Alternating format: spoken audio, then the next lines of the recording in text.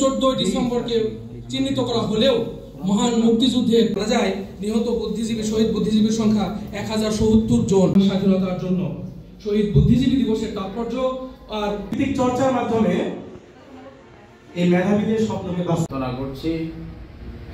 আল্লাহ যেন আমাকে এই দায়িত্বের প্রতি গভীর শ্রদ্ধা জ্ঞাপন করছি এবং তাদের রুহের মাগফিরাত বলবো ভাবছিলাম, কিন্তু আমি এখন আর কিছু বলবো না। আমি এবার বক্তব্য নিয়ে আসছেন ব্যবসায়ী প্রশাসন বিভাগের চেয়ারম্যান ও প্রভাষক। এই ডিসেম্বর মাসে শেষ পর্যায়ে 1971 সালে হত্যাকাণ্ড হিসেবে বিবেচিত।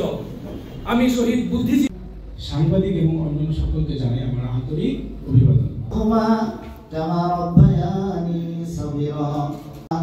আল্লাহ বক্তব্য আল্লাহ আপনার অধ্যাপক